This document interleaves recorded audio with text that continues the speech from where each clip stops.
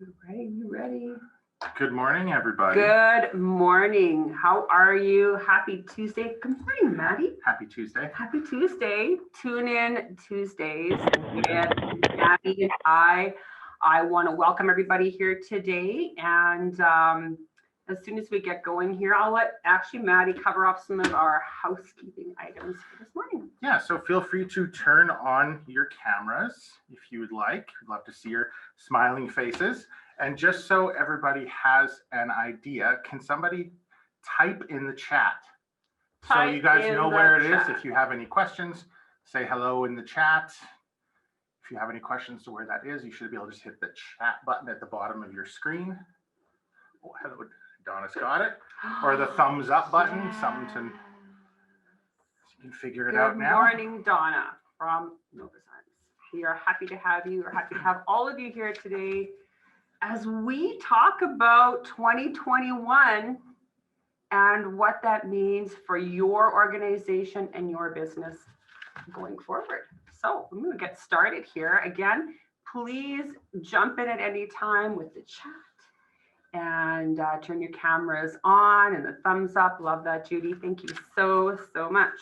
Okay, we're going to begin. So a little bit about us for those of you that are joining us for the first time. We make a difference in people's lives. We live it, we breathe it. We want to continue to make a difference in our community.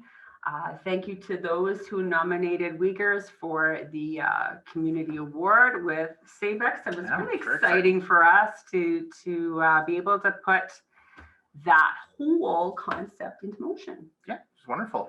We have a commitment to the Children's Hospital Foundation. You can see over a decade of commitment and over $1 million raised, which has been wonderful. It's so, I mean, we've had that impact even our own office and our own office staff time and time again. So we're very glad we finally were able to, help out, make a difference for that.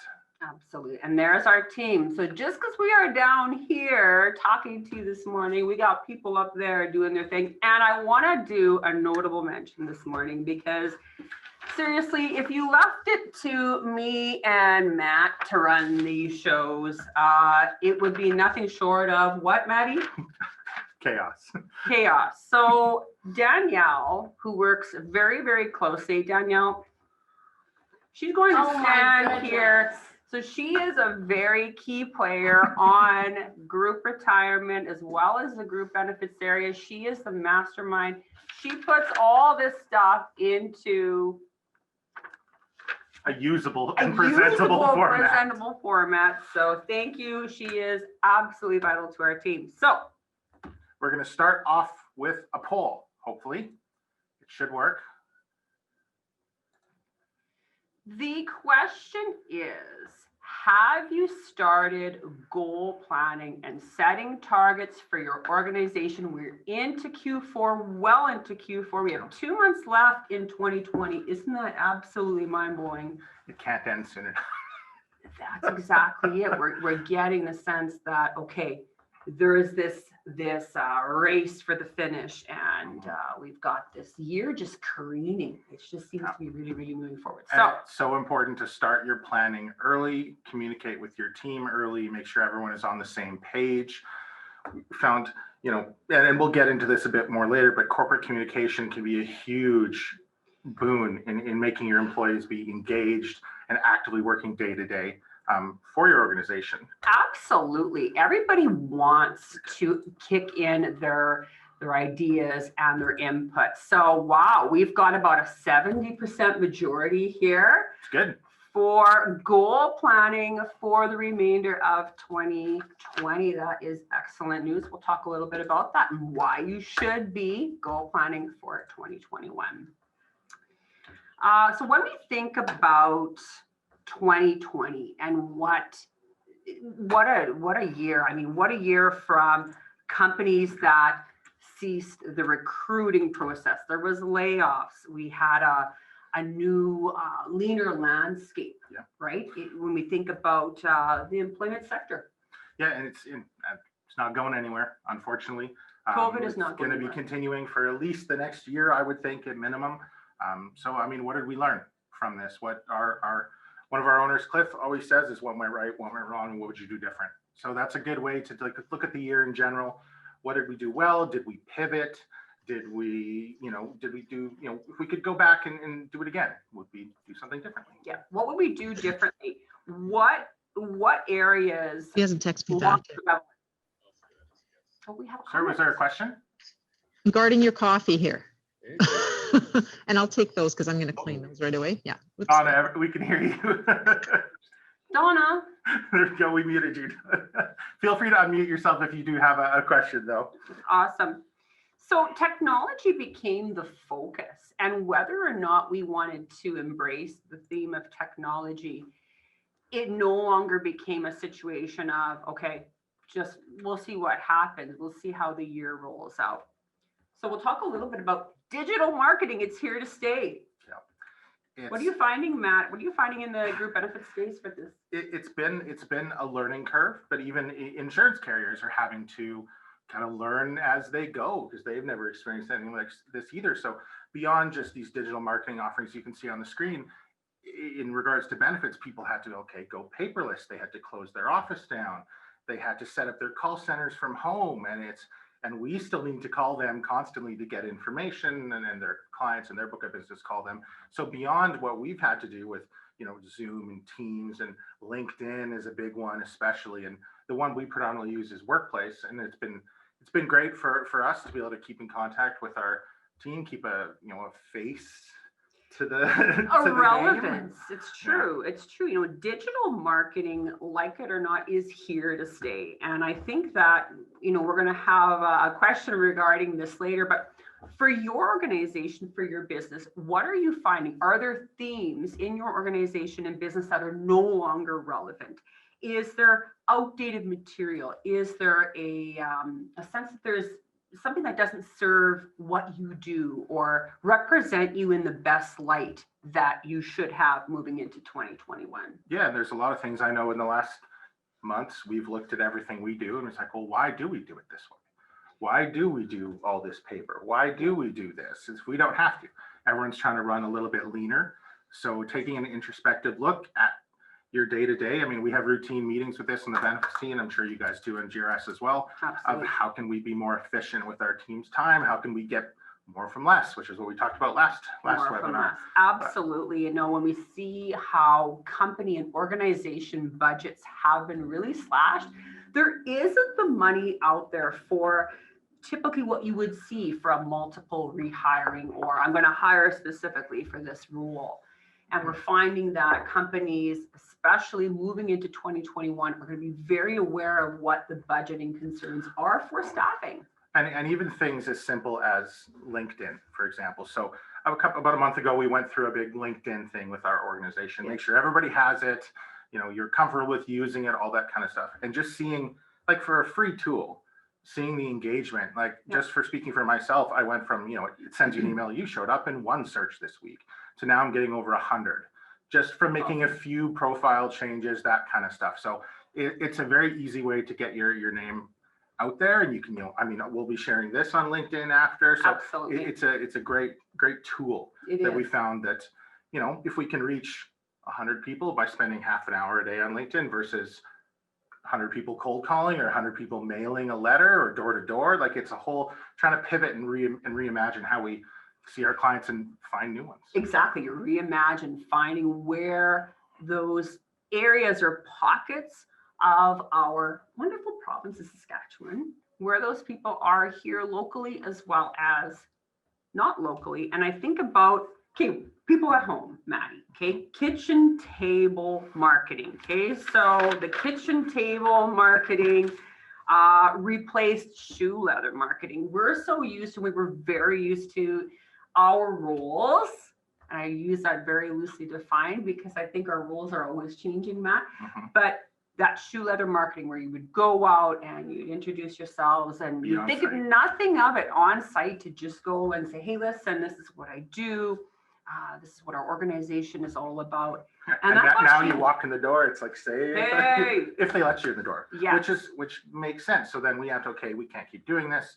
How is another way we can reach out to, even good clients? A lot of them don't really want strangers dropping in to say hi, even if you are bringing treats or something like that. Like Yeah, it's that's a hard thing for me to adjust to, believe me. Yeah. So we're going to go on to a couple other areas here, but building momentum into 2021. So we're going to talk a little bit about what we've done here, what you might want to look at doing with your team. They are so valuable to all your success for your organization. Yeah, so with kind of a general hiring freeze almost in a lot of sectors, you need to get more out of what you have, right? Retention, all that kind of stuff, but staff retention. A couple things that we did. One right off the hop initially was what we called our ideas challenge. The ideas challenge. Yeah, so what ownership did is said, hey, well, everyone's at home, so we'll buy you a skip the dishes lunch, submit an idea, and if we use it, it's great. And honestly, we've got so many new things from that, it's crazy. So at the cost to ownership of a dozen lunches, which is nothing, we have revamped tons of our processes and procedures, all sorts of stuff. So that was a wonderful one. And it feels, as an employee, you submit an idea and it's used and embraced by the whole organization. You feel, oh, they're actually listening to me. They care about, like it's a really good feeling from an employee side, and from an employer side, you can, get so much out of it. The best ideas come from your team. And I think about, when you think about culture and that corporate communication and how you can tie in all the areas of your organization, there are some of you that have absolutely huge organizations where you've got employees at different skill set levels and different levels of contribution, but you do at different locations, and you want to bridge all that into how you're going to innovate for 2021.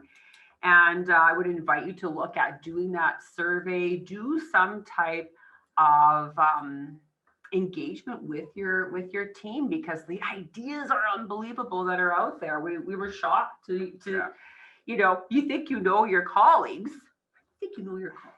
Well, and we found this another Cliffism, but if you don't ASK, you don't GET. If you don't ASK, you don't GET. So, and that comes, we found even with talking to our own team, apparently if we had never asked it, what do you guys think? Can we run things differently? Exactly. It worked.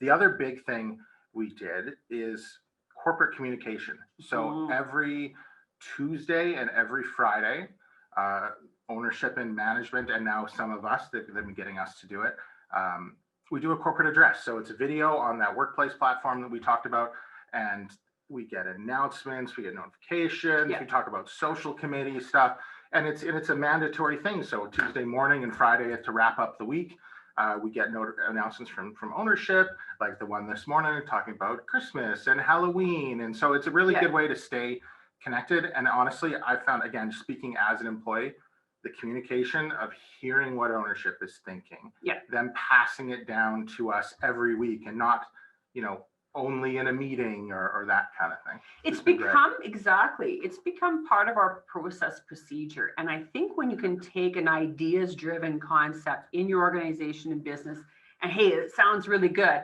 but if it stops there and it doesn't go past the table, right? It doesn't go past that initial conversation, and it doesn't get inked and made into your process procedure, that's where it's going to fall off. So we're going to go into our next concept about how to build on that. Well, and one other last sort of thing that we did, and I guess I'll skip through to the next one here while we're talking that. So because everybody is selling, from reception when you walk in to your administrative team, everything like that. So one thing we did is, for years and years, we've had a weekly sales meeting.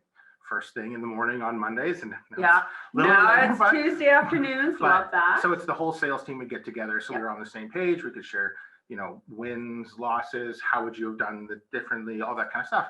And I think this actually came from one of our ideas challenge, but now our support staff, our administrative staff, is included regularly in these meetings, and we've had nothing but great feedback for them to be, oh, okay, these are things I can do to help make the organization successful. How can I contribute as an administrator, someone who's behind the scenes, putting the documents together, not necessarily face to face like this? How can we help the overall goal? We call it the big W, the big win. How can everyone contribute to it? Absolutely. And even if you're in an area that isn't specifically thought of as sales, right? Sales is like, it's a bad word. Oh, it's a 4-letter word, a 5-letter word in this case, but sales. I'm telling you, you know, right? And it shouldn't be. We're all selling because you're selling to keep your client base, your suppliers, you're selling to keep everybody knowing that you're the only choice, right? How do you differentiate yourself in the work? Because everybody is selling and everybody is the face of your organization. So if you think that somebody behind the scenes is not that face of your company, think again, because they actually are. Yeah, and Huge way. we've recently hired a new reception, and that is a very involved process here. Yeah. Because they are the first face most people talk to and the first face everybody sees. Everyone can be an ambassador for your company, so remember that. Awesome. We'll go on right into our next concept here. A little bit on Okay. your end, Maddie. Yeah. So one thing we found with everybody staying at home, and this is a way to help with that employee engagement, corporate culture, all that kind of stuff, is a wellness spending account. So I know I've talked about health spending accounts before. These are taxable to the employee, but this is a way you can sort of pivot, do things differently, and give your employees that little bit something extra while keeping your costs down. So the first right, you could dedicate one to home office supplies. I mean, a lot of people, we're only about 60% capacity here, and that's probably not going to change for the foreseeable I future. don't think so. So, just from taking our example from the very first week, we all shared pictures of our office space working from home, and there's people on the kitchen table hunched over on a Kitchen table counter, marketing, right? or on a couch or something. So people have, throughout this process had to kit out their home office a little bit. So this is one way you can contribute to your employees and specify it, and just for home office, so your staff are spending it on that. The other one, education. Invest in your staff. Courses, they're everywhere now. You can, if you wanted to, you could spend every hour of the day on a Zoom meeting, I think, at this point, or a webinar. Exactly. And if you're taking your existing employee base, and we know that your best strength is within your organization, and if those employees do need to upgrade their skill set, because that is what has happened. It's no longer fitting people into a role anymore. That's almost gone away by the wayside. Well, it's not my job. Matt, it's not my job. That's not good enough anymore. And it has now moved to what is your skill set? And what can you do to bridge that skill set into other areas? We have a great question here from Mike Carzat, Blue Cross. $300 wellness spending account for all of employees, utilization over 90%, highly valid. Yeah, I agree. We have one as well, and I maxed mine out this year. I know most of us do. For me, I used mine on fitness, so on golf. So essentially we just paid for a once a week golf thing, so I got a ton of value out of that. Absolutely. So it's like, oh, this is wonderful. It's a great retention tool for that alone. Yeah. And fitness. I know some of the gyms are open, but for how long? We see every week or every day on those COVID updates from the government that it was motion fitness here or this gym here. There's one. So it's great that they're open for now, but home fitness, home gyms. I know so many people who have started investing in dumbbell sets or a bench or something like that, so you can continue your sort of routine a little bit more outside of the workplace. So when we think about wellness spending, wellness accounts versus the health spending accounts, what's the key differentiator then, Matt, between those two? Key difference really is health spending accounts are regulated by CRA. Okay. So they're the things that your employee benefits plan. You say you get 80% reimbursement on drugs, you can put the 20% over to a health spending account. Wellness can be pretty much anything. We have one client who set it up for driver training. That's true. Because they have a large immigrant workforce, so they can specialize specifically to that. I have another one who wants to set it up just for yoga. He doesn't believe in chiro, physio, massage, all that kind of stuff, but wants his employees to do yoga, so that is what he can set it up for. So you can pretty much customize it however you want. Beautiful. Awesome. The other area that, before we get into our last poll for our segment here, is just looking at when you think about your website revamp, and I keep seeing the branding changes. Mm-hmm. We're seeing it from a supplier side, but we're seeing it in all areas, whether you are in the healthcare, whether you are in the industrial and commercial space, utilities, or wherever. We're seeing that constant desire to remain relevant. So I'm going to get you to introduce our last poll. It's a really involved one, but I think we're going to see a little bit of engagement from this one here. Yeah, so Okay, watch it. So this, what are you going to do in 2021? What are you going to do about it? It's all great ideas, but what are you going to do about it? Feel free to pick as many as you'd like. It's the time, COVID, we found the time for projects. You have extra Project time. planning. You want to keep your employees engaged. I mean, looking at your website, looking at your digital marketing, your logos, making sure you revamp your communication, cultures, things like that we've talked about. Those are just some ideas that you guys can take away. I'm so curious to see if, because of budget constraints with hiring, or are you going to revise your job descriptions within your organization? So are you going to take existing work team, your existing workforce, and are you going to make them embrace other areas of your organization, or are you going to hire outright? So I'm really curious to see who's hiring, who's downsizing, or are you going to say, I'm doing nothing, right? Do nothing, status quo, I'll just stand in line. Do you want to stand in line? Probably not. I hate standing in line. Got some great feedback here. This is interesting. Good. No downsizing. Wow. Yeah. About an even split, a third between employee education doesn't surprise me at all. Corporate communication culture, again, look what it did. I know I see it with many of our groups that we work with, as do you. What happens when ownership truly becomes a connected leader and brings in their workforce in a meaningful way? That's absolutely key. And again, a website revamp. So website revamps, use local, right? Yeah. We talk about local all the time, local with a national reach. It's really, really important. Reach out to us, reach out to people you're linked in with to see who's doing great work locally. That's awesome. Getting into some final thoughts for today's segment 2021, Matt, what could we tell our incredible group here who has joined us? If you take nothing else away, I would highly recommend the corporate communication, just to make sure. It's hard to hire employees right now.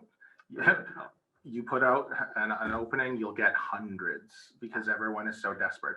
So you don't want to have all the costs for training and retraining and retraining and retraining.